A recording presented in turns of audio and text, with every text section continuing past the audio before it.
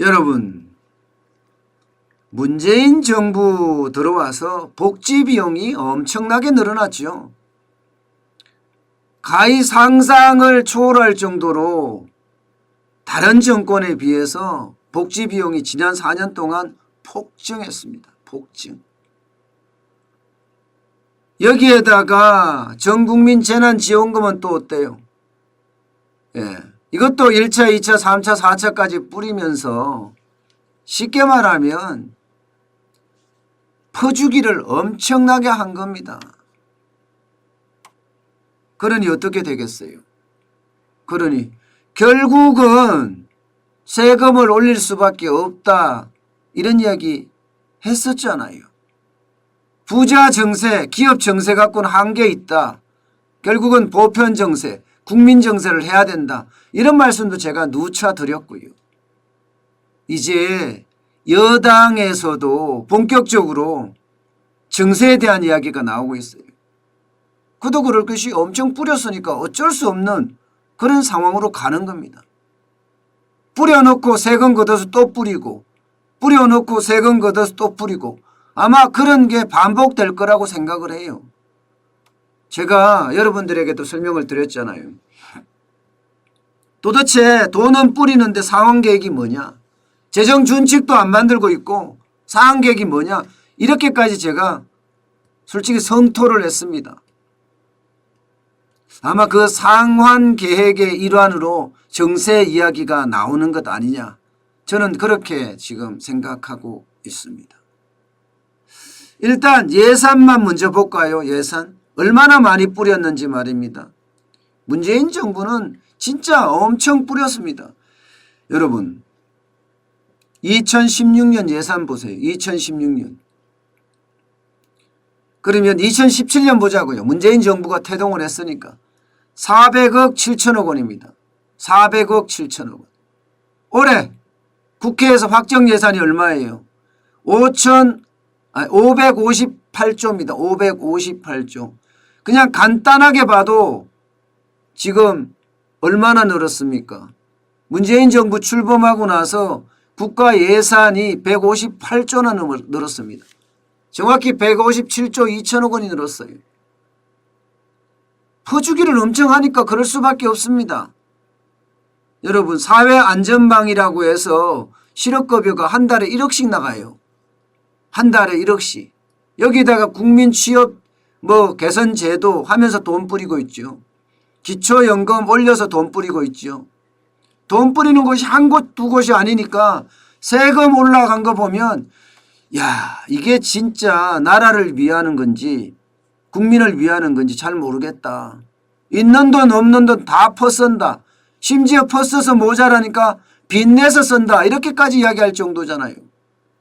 이걸 보면 여실히 알 수 있습니다. 여실히. 이게 여러분 코로나 때문이다 이렇게 이야기하면 안 됩니다. 애초부터 많이 늘었어요. 2017년에서 2018년 늘 때도 28조나 늘었죠. 2018년에서 2019년은 더 많이 늘었습니다. 더 많이 늘었어요. 그냥 단순하게 봐서도 40조가량 늘었습니다. 2019년에서 2020년까지도 마찬가지입니다. 이건 거의 50조가량 늘었습니다. 50조가량. 그야말로 문재인 정부 들어와서 세금은 폭증했다 이렇게 이야기할 수 있습니다. 이뿐이 아니에요. 이것으로 끝나면 다행이죠. 재난지원금 작년에 4차례에 걸쳐 줬잖아요. 3차례에 걸쳐 줬잖아요. 1차 14조 3천억 원, 2차 7조 8천억 원, 3차 9조 3천억 원, 지금 4차까지 예상을 하고 있는데 20조 예상하고 있어요. 20조. 그야말로 마구 뿌리면서 그야말로 무당이 춤추듯이 그냥 막 뿌렸어요.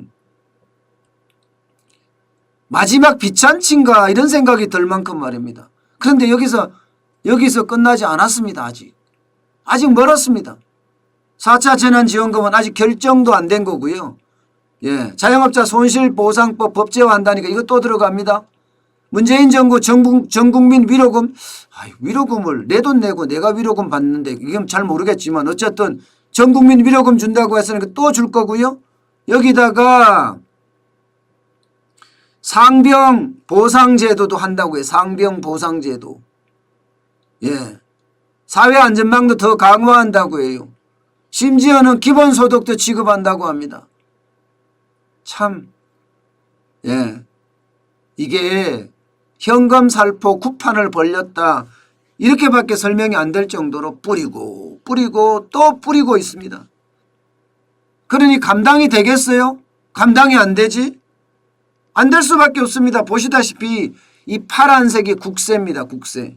국세가 늘어나는 것은 찔끔찔끔 늘어나요. 심지어 말입니다. 여러분 보세요. 2018년 국세에서 2019년 국세 줄어들었습니다. 290조 6천억 원에서요. 293조 5천억 원으로 줄어들었어요. 2020년엔 더 줄어들었습니다. 279조 7천억 원으로 줄어들었습니다. 올해 늘어난다고 해요. 282조 8천억 원. 늘어날지 잘 모르겠지만 늘어나는 규모도 보면 얼마 늘어나면 찔끔 늘어나죠. 찔끔. 예, 국세는 찔끔찔끔 늘어날 수밖에 없는데 예, 정부 예산은 폭증에 폭증 또 폭증하고 있어요. 이거는 정세를 안 하고 안 되거든요. 정세를 안 하고. 지금까지 정세했죠. 부자들, 집주인들, 기업인들 뭐 엄청나게 세금 때렸습니다. 오죽했으면 재산세가 말입니다. 예, 전 세계적으로 따졌을 때 3위예요. 3위. 재산세를 엄청 많이 내요. OECD 기준입니다. 법인세도 마찬가지죠. 법인세도 미국보다는 1.5배. 법인세도 적지 않습니다. 27.5%입니다. 27.5%. 이렇게 부자 정세를 했는데도 지금 지난 4년간 부자 정세 엄청나게 했어요. 집주인들한테 세금은 또 얼마나 물렸습니까? 집을 살 때도 집을 보유할 때도 집을 팔 때도 세금 천국이었습니다. 그런데도 메꾸지 못하는 거야. 그런데도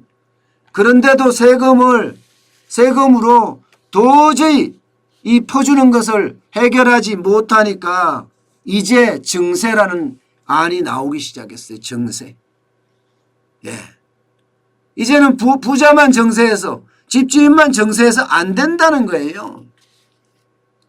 국민정세로 가야 된다는 겁니다. 국민정세로. 지금 여당에서 계속 말이 나오는 게 그거예요. 이상민 의원.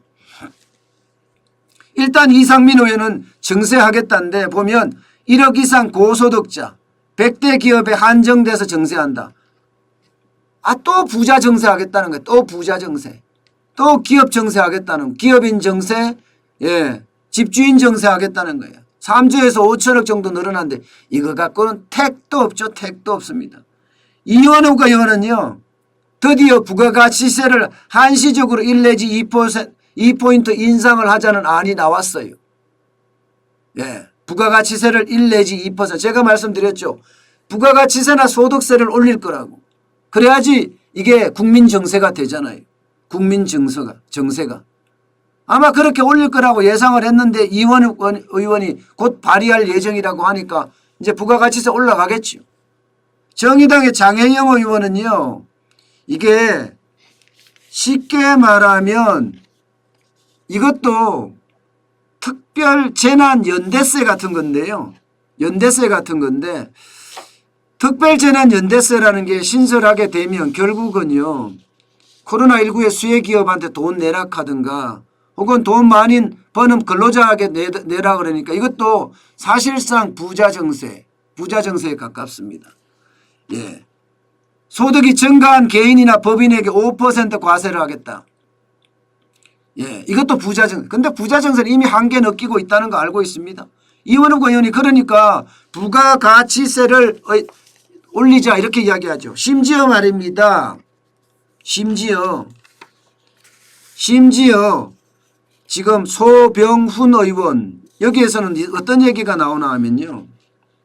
기본소득세 만들자.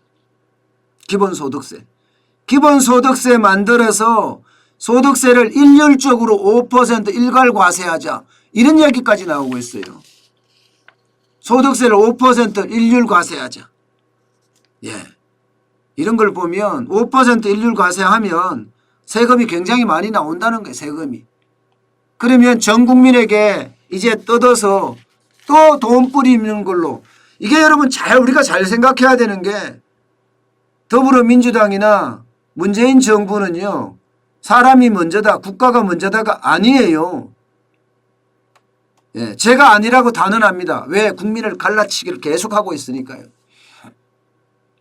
그들은 부자들 기업인들 여기 돈 걷어서 서민에게 준다고 이야기하는데 no.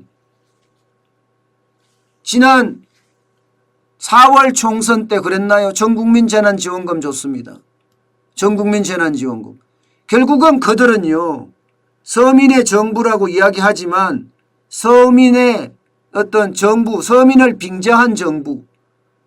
저는 그렇게 이야기할 수 있을 것 같아요. 왜냐하면 오불이 배율, 빈부격차는 더 커졌거든요. 빈부격차는. 그런데도 서민들은 취약계층들은 돈 더 줄까 또 찍어줄지도 모르겠죠. 예. 그러니까 무조건 표중심이에요. 서민을 대변한다. 어렵쇼예요. 어렵쇼. 예. 취약계층을 대변한다. 글쎄요입니다. 글쎄요. 저는 그렇게 생각하지 않는다니까요. 결국은 권력을 잡기 위한 방안만 계속 생각할 뿐이라고 저는 생각합니다. 그러니 이들에게는요. 정세를 내서 부자 정세에서 이게 서민에게 주겠다. 이것도 이제 한계에 사실은 봉착을 한 거죠. 더 이상 하면 안 되겠다. 부자들도 이제 집주인들도 이제 저항감이 굉장히 세거든요. 조세 저항감이 세지니까 결국은 국민전세, 보편정세로 돌아선 겁니다. 물론 이낙연 더불어민주당 대표는 정세 없다. 정세? 무슨 이야기냐.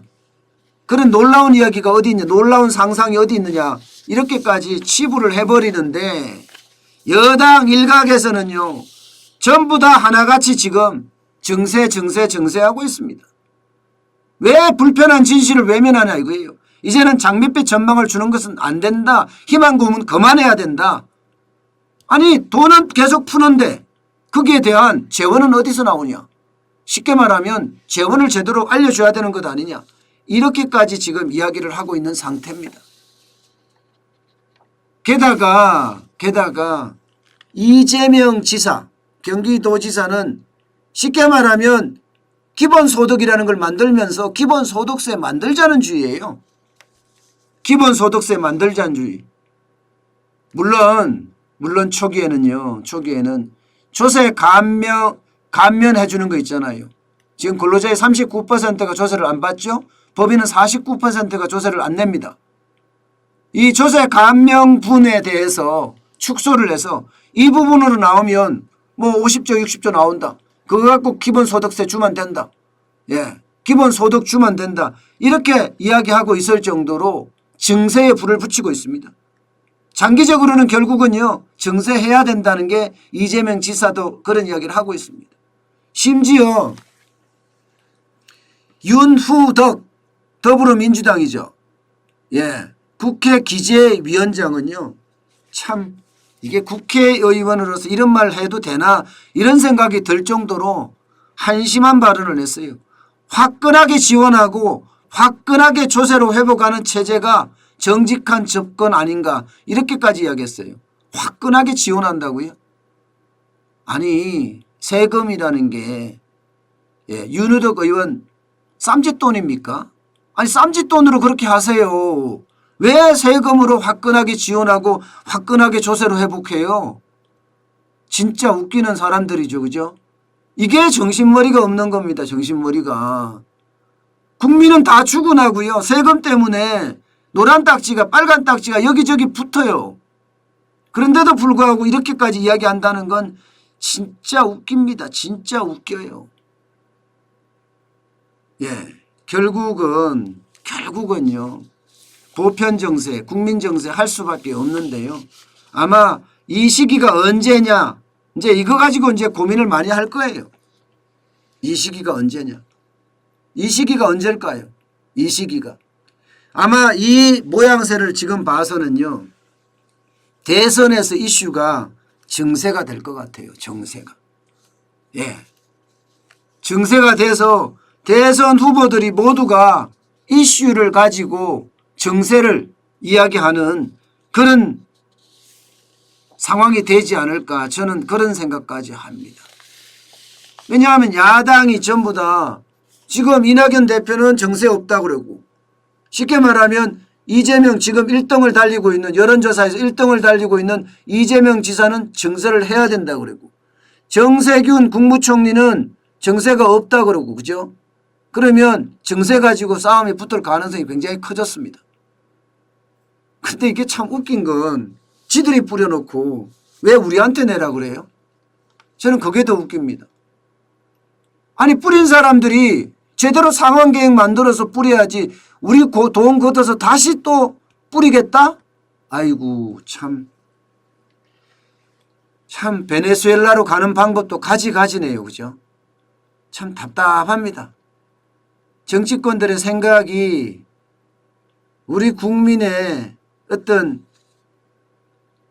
위안이 되는 것이 아니라 오히려 불안을 자꾸 자극을 하니 국민이 나라 걱정하는 수밖에 없죠. 솔직히 나라가 국민을 걱정해 줘야 되는데 지금은 국민이 나라 걱정을 하는 참 희한한 세상이 됐습니다.